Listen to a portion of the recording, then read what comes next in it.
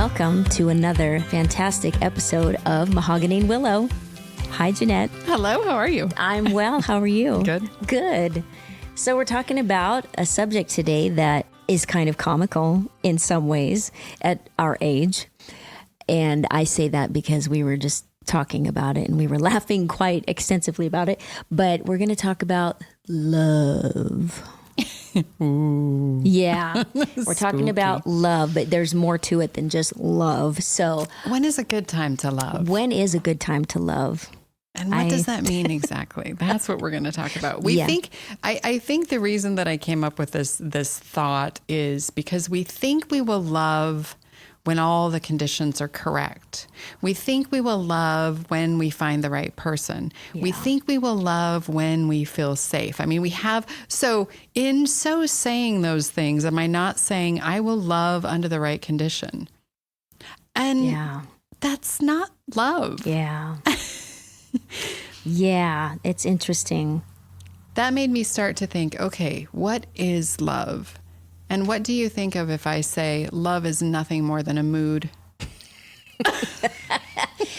Well, yes, she laughs. Yes, I think there's a lot to that. I think a mood and a choice. I think a choice in the regards of a commitment. I choose to stay in this situation with this person because I care deeply and I'm more happy with this person, which makes my mood happy. For the most part. Right. And when you choose to love, I believe it's a conscious choice every day that you are staying committed with that person, such as being, full of gratitude. Same thing. You get up in the morning before your feet hit the ground. You think, okay, I'm glad to be here, happy to be in this situation, happy to be with this person. Thank you for this person. That to me is love. But to others, I think it's a rush of adrenaline. It's a butterfly in your belly. It's this ooey gooey thing. And yeah, in the beginning, it is. Absolutely. It really is. But as life goes on, I think it all becomes a very conscientious choice to stay in that situation, in that moment with that person that you've committed to. And to pick that mood. Yeah. Because I know if I feel grumpy, I have to choose to think a happy thought. I have to choose to turn that around. Right. The same thing with love. If I'm single, if there's no one there for me to love, can I then not feel that? Of course I can. Right. I mean, I feel more love when I think of my dogs or my donkeys than anything, I mean, it's definitely a conscious choice. Just focusing on love or things that you love can put you in, again, that mood. And like you said, it's a consistent choice. When you're with someone, especially, that commitment becomes a very consistent choice to feel that way. But most often we tell people we love them when actually they're just bugging us. Which is super interesting. And that's why I call it a mood. I just have that thought in my head that it just changes. One minute I can love the person that I'm looking at and they say one thing and the next minute I don't. So what is that? What does that even mean? That's a good question. It goes from admiration to annoyance. Mm-hmm. That's interesting. And I think that happens in 3 seconds. Actually, sometimes it's 0.03 seconds. But I agree that can happen with every relationship too. Absolutely. Definitely. And it's harder when you're in a committed relationship, long-term committed relationship, where you have those annoyances and those irritations, and the moment you're like, oh dear God, okay, what am I doing? And we've all been there. And even in your happiest of relationships, those people sometimes wake up and go, man, I don't know about today. I'm not feeling it. I don't have that feeling in that moment. But then those are the kind of people that aren't in it for the long haul. If they're going to listen to every little angst and every little moment of like, oh, this person's irritating as hell, or, just the sound of him smacking is pissing me off, or whatever it is, we've all been there. Absolutely. And I've been on the receiving end of that as well. It's just the way it is. People are yes, we're social by nature, but I sometimes in the past, I don't really mean that now, I've often questioned whether or not we're meant to be with one person our whole lives. I've really, really questioned that. And a lot of people talk about that. I mean, there's a lot of professionals that actually talk about that specifically. Yeah. And yeah, that is really, that is a subject that's really interesting for me because the thought for me is such a one person for a long period of time, you know, that's still stuck in my brain. So it is super interesting. It is. And for, you know, like my childhood, my parents are still together to this day. They've been together since they were in grade school, and that's all they've ever known of each other.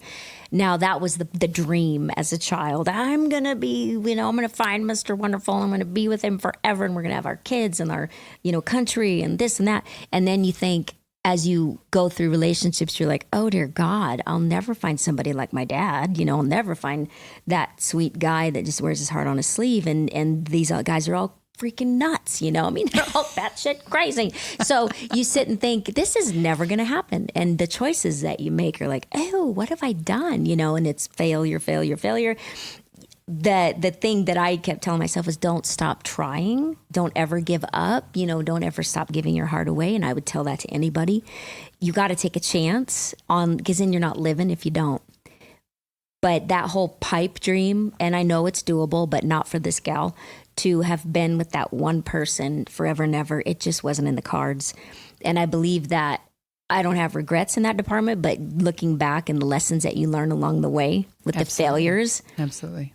Are valuable to what you have today, whether it be if you're single or if you're with somebody, you know, like in case you're single, I'm with somebody. And it's the failures and start overs and all that have led us to where we are. And you're comfortable in your own skin. You're comfortable being alone. Mm-hmm. You're doing great doing it. You don't sit there and go, I need somebody. I want somebody. I'm pining for somebody. I'm sitting there watching the clock every day or whatever it is. Absolutely. You're not. Absolutely. Because you are strong and you're confident and it's like, why would I complicate things? Well, I have a theory though. I have a theory, and I've developed this theory over my time being, you know, with the same thing, going in and out of relationships. I've developed a theory. Here's my theory. This is funny. So when we first meet someone and they are a clear vision when we first see them, they're super intriguing to us. We, you know, it's easy. We just spoke about how easy it is to fall in love. Yeah. Fall in love. We'll put that in quotes. Right. Quotes. And as we spend time with someone in particular, the shadows within us that are, you know, hidden, that we are not aware of, become cast upon the other person. Mm.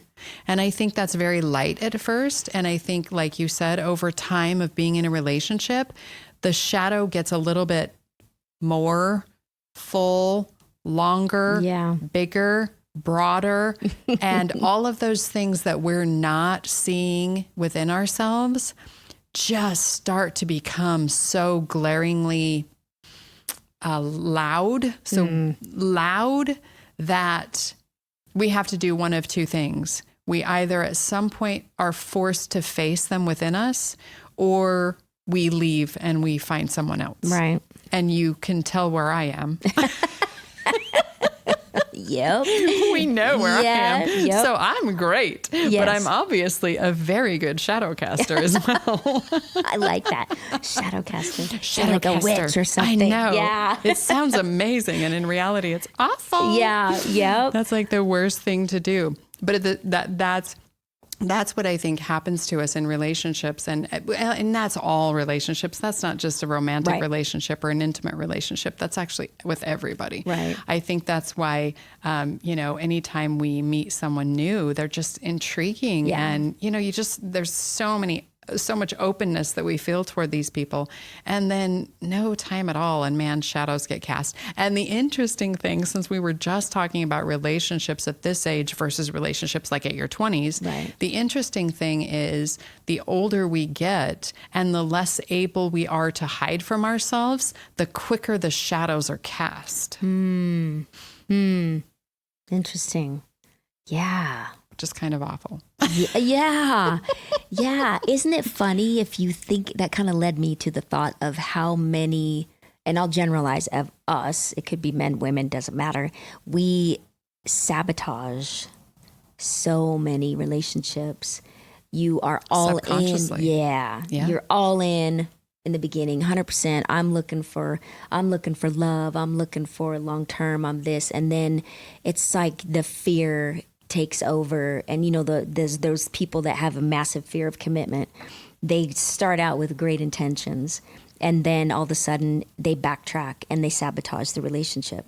And then they move on to the next thing. Well, okay, this is it. I'm ready now. And then boom, sabotage. And I always wondered, if you scratch beneath the surface, if that was something that they grew up with, or something that they, some deep-seated painful situation in their past that allows them to I'm always going to run. I don't want to, but I'm going to. It's crazy when you think about, you run into those people in your dating life that you think that they're all in, and then all of a sudden you don't get a call back, you don't get a follow-up, they're just like, missing in action.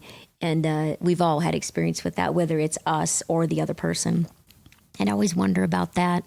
They want to love, the intent is there, but they absolutely just cannot do it. And it's sad, Well, and we can use the relationship to let go of what's blocking us, to let go of what's, blocking everything good in our lives, or we use the relationship to create more obstacles. Yeah. And I think what happens generally is when those shadows are cast and when it's time for us to look at our own stuff, by that point, we're far enough into a relationship that it's easier to point the finger and say, you're causing this, than it is for me to really do a deep dive and say, why, where is this coming from within me? Yeah. We always, I guess that is the trap of relationship, and in a way, the trap of what we consider love. Love, yeah. The mood, love. I loved you a minute ago. Now I'm not so sure. Yeah, now I need to go wash my hair or something. That's right. Yeah, love is a funny thing.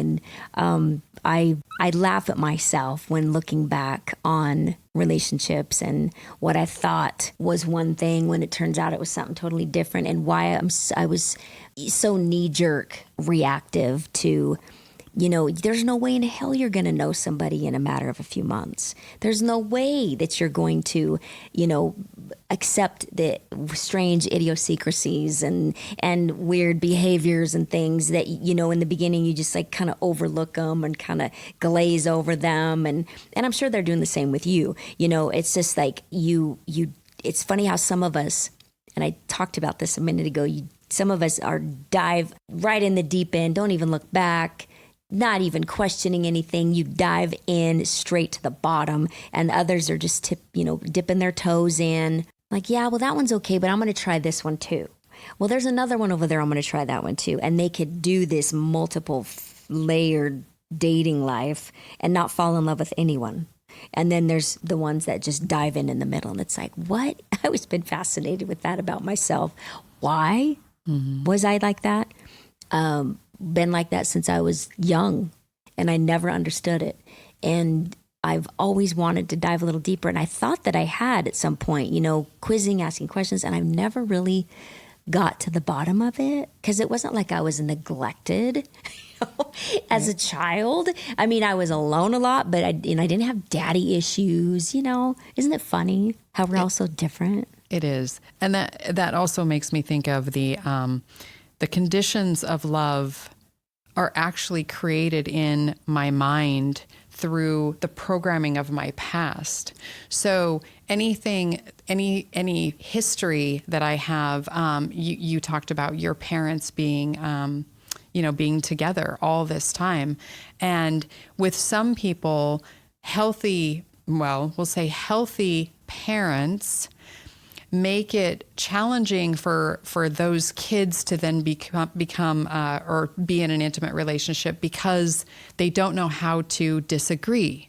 maybe there's so many dynamics that lead to, wait, how do we navigate? If our parents were just always there and together and doing that thing, how do we navigate the ins and outs? And I think you and I have even spoke about that in the past, because we have older siblings, and our older siblings probably witnessed some of the smooshing, the smooshing together in the relationship. And then by the time you come along, there's less of that. And so maybe we don't see that.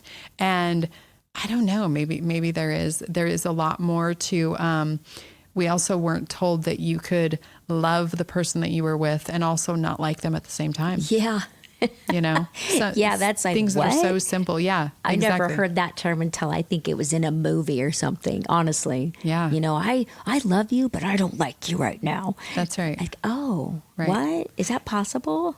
And if we think of love as a mood, it also lets us know in those moments, this mood will pass and another one will come. Yeah. And we can almost relax into the flow of, I'm going to love you more at certain times than I will at other times. Right. And there's nothing wrong with that. Yeah. There really isn't anything wrong with that, because all of the emotions are just as valid as any other. Right. But I think it's interesting to think about our past programming and realize that the conditions that we wrap around love are going to be exactly tied to those little nuances that we might not even be aware of. Yeah. Do I know that people fight and survive? Do I know that there are, for some people, do I know that there's a decent relationship? I mean, my goodness, maybe they're raised in a situation where not so much, I have no visual of that happening except in the movies. And you know what I mean? Yeah. And again, that's so overblown and ridiculous. It's like, oh, whatever. That's not accurate. Exactly. Yeah. It's funny, I think about how my parents have always been very, very loving to each other. I mean, like, embarrassing. I don't know if you ever witnessed any weird stuff, but my dad is very grabby, even to this day at 80 years old, very grabby, very, very, they just very loving. My mom just oodles over him constantly. And I love that. And I think that's, we were talking about, the version of what you think that you'll have because you're looking at your parents.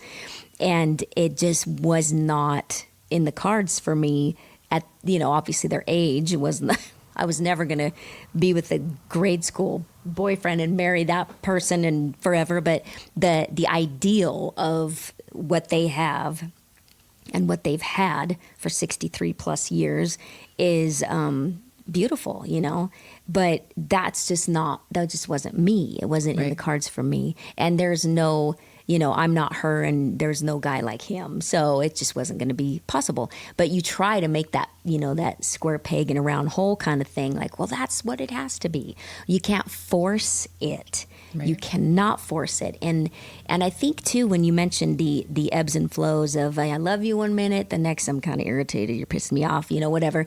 I think most people, they make the move to break things off when they're in the mood rather than officially, this is absolutely ran its course and we're done. Right. I think that and that's why so many people, you hear about people just going back and forth. Well, you weren't done yet. Why didn't you give this more time? Try to work things out. Obviously it's a choice every day that you make. And yeah, you're going to be grumpy one day and she'll be kind of bitchy the next. And hey, that's okay. That happens. It doesn't have to label your relationship like, oh, it's a failure. No, you work at it.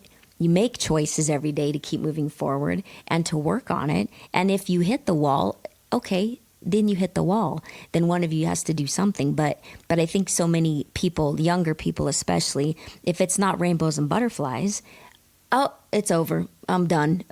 Let's check out here. Well, then they end up teetering back and forth because they weren't done. Absolutely. You got to work through that emotion of, okay, are you officially done? Is this officially over? No, just keep working at it. It's work. It's work. You should see my face right now. It's work. We all know that. I know that for myself, I cast the shadow. And I think for me, I think at some point the shadow just became bigger than anything else that I could feel for the person. And it's only unfortunate in the sense that looking back, I think to myself, oh, well, if I had done the work internally and stopped focusing on the other person, it would have made a huge difference. Right. And I think that, I mean, I don't know very many people, especially young people, that's kind of an experience thing. Yeah. Unfortunately, you have to hit those walls. You have to have those things happen before you can really come back and wrap your brain around what that was. Right. Oh, what was that wall that I just ran into? Oh, yeah. Let me take a closer look. Yeah, exactly. And yeah, for me, it was definitely the shadow casting. Interesting. I plugged that completely. Well, you know it though. Yes, I That's do. The thing, but knowing things and does not make them different necessarily. Let me tell you. being aware. It's all about being aware. Is a step. It is a step, and Absolutely. the willingness to look beneath the surface and do what needs done is a huge thing. Again, it comes with age. A lot of times, though, experience and age, and you'll have 15 failures, by the time you're our age, unless you're like my parents, which is boring, come on. I mean, I can't imagine. I love my parents. Don't get me wrong. I've told them this myself. I cannot imagine being with one person my whole life. I just can't. I can't. It's, that's because I'm speaking from my experience that I've had. Right, So if exactly. I was to go back and be that little girl again, I'd be like, I want to be with one person my whole life, but it's like, it's a pipe dream, for me, not for everybody, but for me. So I feel blessed in that department, but none of us kids actually took after them, Right. No. I bet. None of them, but that's okay. Because experience, I wouldn't be who I am. You wouldn't be who you are with the failures and all the, if you want to call them failures, failed relationships in general. And I'll take it. The incredible variety of my relationships in every form is the reason that I believe what I believe, and the reason that I know what I know, and the reason that I feel what I feel. I mean, all of that. Yeah. Yeah. It's truly the fabric of my being. Yeah. Yeah. Well, good luck sure. in the dating world. Gee, thanks. So when is a good time to love? Well, Do it now. Yeah. Just love. When you can. Do Anytime it you under can. all conditions. Yeah. Decide that it's a mood. Yeah. And just get in the mood. Yes, absolutely. Boy, that sounds kind of sexy. Get in the mood. Yeah. Okay. That's nice. I like that. Okay. All right. Well, I enjoyed that. That's good. I enjoy all of our conversations, though. They all have their own nuggets, and I love gathering nuggets of what we talk about. So thank you guys once again for joining us today on Mahogany and Willow. Because there's always something important to talk about.